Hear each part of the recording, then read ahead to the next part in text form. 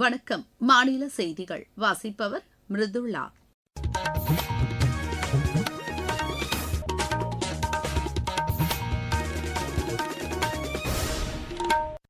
தலைப்புச் செய்திகள்.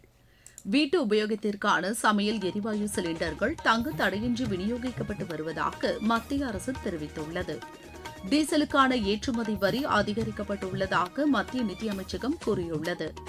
தமிழக சட்டப்பேரவைத் தேர்தலையொட்டி அரசியல் கட்சிகளின் பிரச்சாரம் விறுவிறுப்படைந்துள்ளது. தமிழகத்தில் ஒரு சில பகுதிகளில் அடுத்த 4 நாட்களுக்கு மிதமான மழைக்கு வாய்ப்புள்ளதாக வானிலை ஆய்வு மையம் கூறியுள்ளது. ஐபிஎல் கிரிக்கெட் போட்டியில் சென்னை அணி 23 ரன் வித்தியாசத்தில் தில்லி அணியை வென்றது. இனி விரிவான செய்திகள். வீட்டு உபயோகத்திற்கான சமையல் எரிவாயு சிலிண்டர்கள் தங்கு தடையின்றி விநியோகிக்கப்பட்டு வருவதாக மத்திய அரசு தெரிவித்துள்ளது. இது தொடர்பாக பெட்ரோலிய அமைச்சகம் வெளியிட்டுள்ள செய்திக்குறிப்பில், சமையல் எரிவாயு சிலிண்டர்களின் பதுக்கல் மற்றும் கள்ளசந்தை விற்பனையை தடுப்பதற்கு உறுதியான நடவடிக்கைகள் மேற்கொள்ளப்பட்டுள்ளதாக அதில் குறிப்பிடப்பட்டுள்ளது. இது தொடர்பாக நாடு முழுவதும் 3400க்கும் மேற்பட்ட இடங்களில் சோதனை நடத்தப்பட்டு 214 சமையல் எரிவாயு சிலிண்டர் விநியோக நிறுவனங்களுக்கு அபராதம் விதிக்கப்பட்டது. மேலும் 55 விநியோகஸ்தர்களின் உரிமங்கள் நிறுத்தி வைக்கப்பட்டுள்ளதாக அந்த அமைச்சகம் தெரிவித்துள்ளது. புலம்பெயர் தொழிலாளர்கள் உட்பட மாணவர்கள் மற்றும் விளிம்பு நிலையில் உள்ள மக்கள் பயனடையும் வகையில் 12 லட்சத்திற்கும் அதிகமான 5 கிலோ சிலிண்டர்கள் வெளிச்சந்தைகளில் விநியோகிக்கப்பட்டு வருவதாக அந்த செய்திக்குறிப்பு தெரிவிக்கிறது. இந்தியாவில் திரவ இயற்கை எரிவாயு போதிய அளவில் கையிருப்பு இருப்பதன் அடிப்படையிலும் இறக்குமதி செய்யப்படும் நிலையிலும் உர உற்பத்தி ஆலைகளுக்கு தேவையான எரிவாயு ஒதுக்கீடு மேலும் 5% அளவிற்கு அதிகரிக்கப்பட்டுள்ளதாக மத்திய பெட்ரோலிய அமைச்சகம் தெரிவித்துள்ளது. இதனிடையே மேற்காசிய பகுதிகளில் இருந்து போதிய பாதுகாப்புடன் 20,400 மில்லியன் டன் சமையல் எரிவாயு நிரப்பிய கப்பல் இம்மாதம் 15ஆம் தேதி மும்பை துறைமுகம் வந்தடையும் என்று எதிர்பார்க்கப்படுகிறது. டீசலுக்கான ஏற்றுமதி வரி அதிகரிக்கப்பட்டுள்ளதாக மத்திய அரசு தெரிவித்துள்ளது.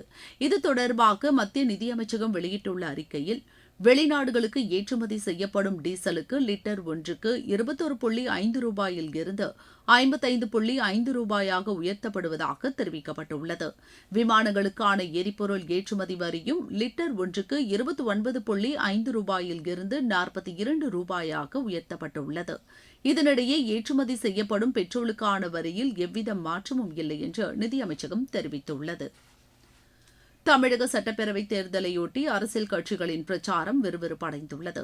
சென்னை ராயபுரத்தில் தேசிய ஜனநாயக கூட்டணி கட்சிக்கு ஆதரவாக பிஜேபி மூத்த தலைவரும் மத்திய அமைச்சருமான திரு பியூஷ் கோயல் பிரச்சாரம் மேற்கொண்டார்.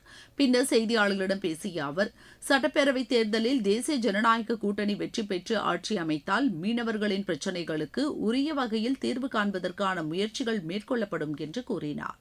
புதுக்கோட்டையில் திமுக தலைவரும் முதலமைச்சருமான திரு மு க ஸ்டாலின் கூட்டணி கட்சி வேட்பாளர்களுக்கு ஆதரவாக தீவிர வாக்கு சேகரிப்பில் ஈடுபட்டார்.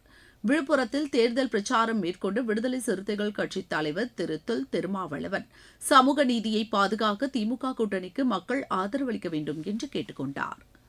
நீங்கள் கேட்டுக்கொண்டிருப்பது மாநில செய்தி அறிக்கை.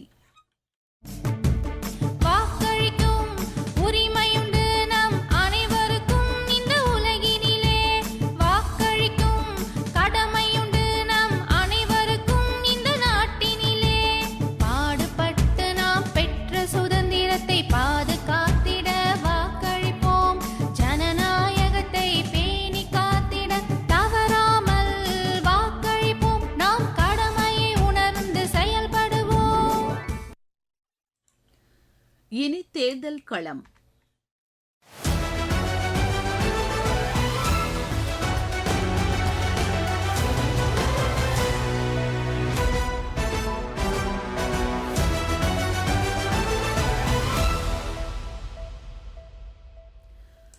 தமிழக சட்டப்பேரவைத் தேர்தலையொட்டி தொகுதி வாரியாக எமது செய்தியாளர் வழங்கும் இந்த தொகுப்பில் இன்று இடம்பெறுகிறது திருவண்ணாமலை மாவட்டத்திற்குட்பட்ட தொகுதிகள்.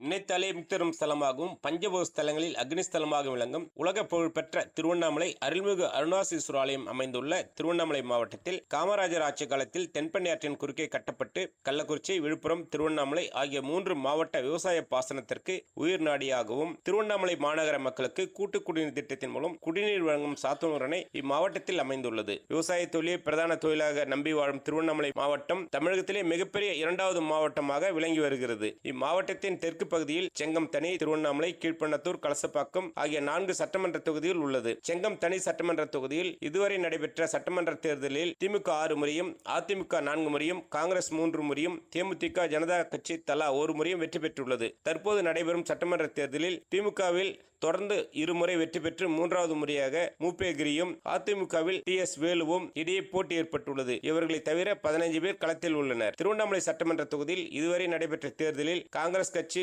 6 முறையும், திமுக 9 முறையும், சுயேட்சை 1 முறையும் வெற்றி பெற்றுள்ளது. தற்போது நடைபெறும் தேர்தலில் திருவண்ணாமலை சட்டமன்ற தொகுதியில் தொடர்ந்து 3 முறை வெற்றி பெற்று அமைச்சராக உள்ள யாவா வேலு 4வது முறையாக போட்டியிடுகிறார். பாஜகவில் C. ஏழுமலையும் இவருடன் 30 பேர் களத்தில் உள்ளனர். தண்டராம்பட்டு சட்டமன்ற தொகுதியிலிருந்து தொகுதி மறுவரைக்கு பின் கீழ்பண்ணத்தூர் சட்டமன்ற தொகுதியாக இதுவரை நடைபெற்ற இத்தொகுதியில் திமுக 8 முறையும், அதிமுக 3 முறையும், காங்கிரஸ், தமிழ் மாநில காங்கிரஸ் தலா 1 முறையும் வெற்றி பெற்றுள்ளது. தற்போது நடைபெறும் சட்டமன்ற தேர்தலில் திமுக இத்தொகுதியில் தொடர்ந்து 2 முறை வெற்றி பெற்ற சட்டப்பேரவை துணைத் தலைவர் கு. பிச்சாண்டி 3வது முறையாகவும், அதிமுகவில் முன்னாள் அமைச்சர் S. ராமச்சந்திரன் உட்பட 23 பேர் களத்தில் உள்ளனர். கலசப்பாக்கம் சட்டமன்ற தொகுதியில் இதுவரை நடைபெற்ற தேர்தலில் திமுக 6 முறையும், அதிமுக 5 முறையும், காங்கிரஸ் 2 முறையும் வெற்றி பெற்றுள்ளது. தற்போது நடைபெறும் தேர்தலில் அதிமுகவில் முன்னாள் அமைச்சரான அக்ரி S. கிருஷ்ணமூர்த்தியும், திமுகவில் இத்தொகுதியில் 2021 வெற்றி பெற்ற பேசுத்தி சரவணன் உட்பட 21 பேர் போட்டியிடுகின்றனர். ஆன்மீக நகரமான தீப நகருக்கு கார்த்திகை தீப திருவிழாவின் நாட்களில் 40 லட்சம் பக்தர்களும், பௌர்ணமி நாட்களில் கிரிவலத்திற்கு பல லட்சக்கணக்கான பக்தர்களும், தினந்தோறும் ஆயிரக்கணக்கான வெளிநாடு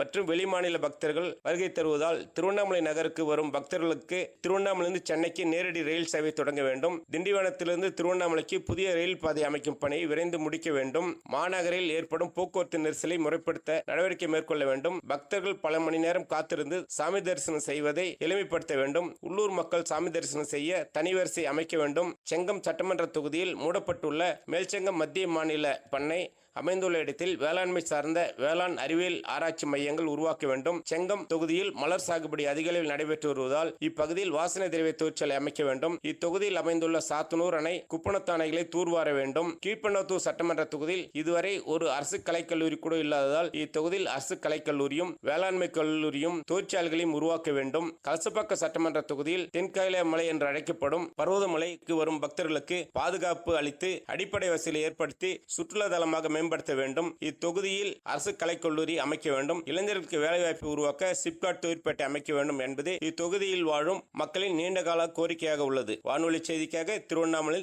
N. ரவிச்சந்திரன்.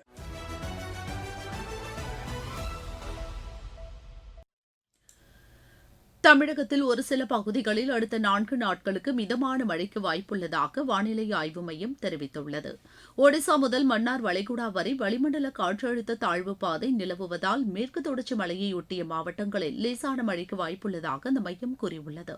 இதனிடையே உள் தமிழக மாவட்டங்களில் அடுத்த 4 நாட்களுக்கு அதிகபட்ச வெப்பநிலை 2 முதல் 3 டிகிரி செல்சியஸ் அதிகரிக்கும் என்று வானிலை மையம் தெரிவித்துள்ளது. இருவரி செய்திகள். அமெரிக்காவின் ஆதரவுடன் சாகோஸ் தீவுகளை மொரிஷியஸ் நாட்டிற்கு ஒப்படைப்பதற்கான ஒப்பந்தம் செயல்படுத்தப்படும் என்று பிரிட்டன் தெரிவித்துள்ளது. ஈராக்கின் புதிய அதிபராக திரு நிசார் அமீதி தேர்ந்தெடுக்கப்பட்டுள்ளார். ஜிபோட்டி நாட்டின் அதிபராக திரு இஸ்மாயில் ஓமர் குலே மீண்டும் தேர்ந்தெடுக்கப்பட்டுள்ளார். அசாமில் வடக்கு கரீம்கஞ்ச் சட்டப்பேரவை தொகுதிக்குட்பட்ட ஒரு வாக்குச்சாவடியில் நேற்று நடைபெற்ற மறு வாக்குப்பதிவில் 61.67% வாக்குகள் பதிவாகியுள்ளது. மத்திய பிரதேச மாநிலம் குனோ தேசிய பூங்காவில் பெண் சிறுத்தை 4 குட்டிகளை ஈன்றுள்ளது. சேப்பாக்கம், திருவல்லிக்கேணி சட்டமன்ற தொகுதிக்குட்பட்ட பகுதிகளில் மாற்றுத்திறனாளிகள் 3 சக்கர வாகனங்களில் பேரணியாக சென்று தேர்தலில் வாக்களிப்பதன் அவசியம் குறித்து விழிப்புணர்வை ஏற்படுத்தினர்.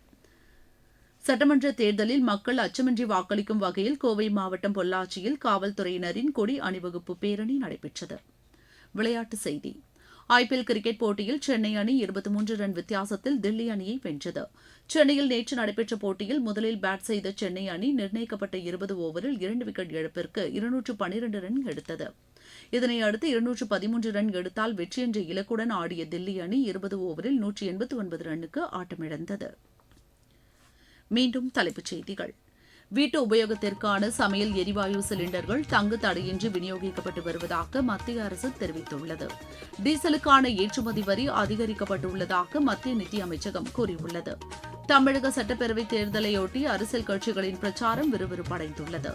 தமிழகத்தில் ஒரு சில பகுதிகளில் அடுத்த 4 நாட்களுக்கு மிதமான மழைக்கு வாய்ப்புள்ளதாக வானிலை ஆய்வு மையம் கூறியுள்ளது.